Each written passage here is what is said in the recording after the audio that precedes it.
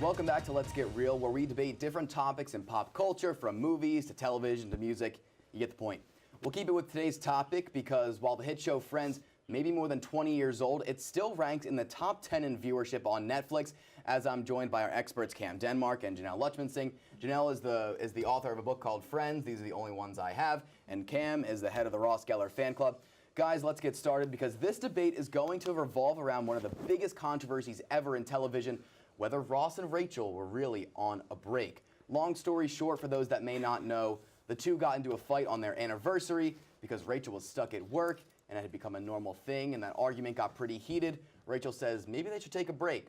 And that same night, Ross slept with another woman. So Janelle, we'll start with you. Where do you generally lie on this debate? Well, I'm on Rachel's side, and I do not think they were on a break, so which means Ross cheated on Rachel. All right. No. Cam? No, I mean, Ross and Rachel explicitly said they were on a break. Therefore, if you're on a break, the relationship has ended for the time being. So, if Ross goes and sleeps with another woman, that's not necessarily cheating because you weren't in the relationship at that point.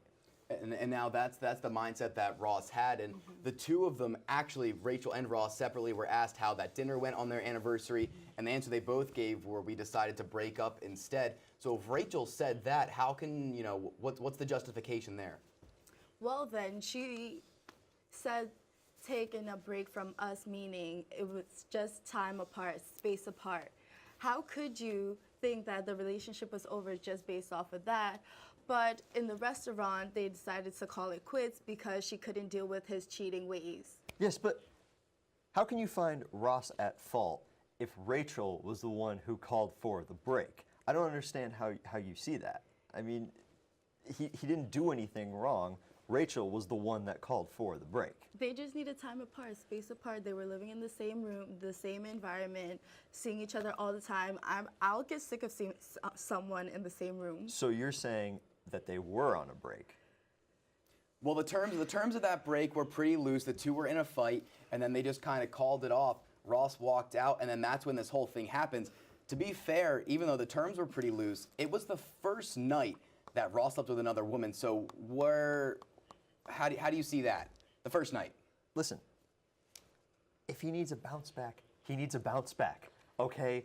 You can't find the guy at fault. I mean, listen, if he's trying to heal, from the relationship ending, he should heal in whatever way that he pleases. The relationship is over at that point. But Ross left. He left. He was the one that determined whether or not the relationship was finalized. No. Rachel was the one that called for the break. I've seen the show. But they weren't even on a break. They weren't even on a break, so he started the whole conversation you don't know what you're about them cheating. Okay, all right, guys, all right. Let's get to the next question. Janelle, this one's for you.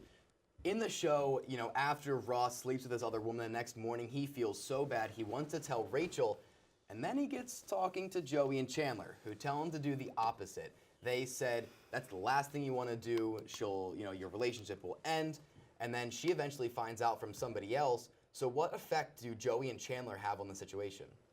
They impacted the situation tremendously. They made the situation even worse, and they didn't have to stick their nosy noses in the relationship. They weren't in the relationship, so why should they? Tom, have you ever been in a relationship and then the relationship ends? I'm assuming that you have friends as well. Listen, friends are there to help you. After the breakup, Joey and Chandler were just helping Ross in whatever way that they thought was appropriate. But what about Rachel? What about Rachel? She was working. Rachel doesn't She was matter. working her dream job. Do you expect her to stop working and just to be around Ross the whole time? Well, you guys mentioned the job. Let's bring up the job. Rachel was working in the fashion industry. It's very hectic. It's busy. She has long hours. What do you expect her to do? And then he leaves her basically.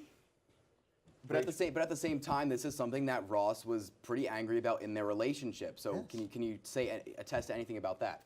Rachel was neglecting Ross in the relationship at her job. Okay, how is Ross supposed to talk to Rachel if she's neglecting him?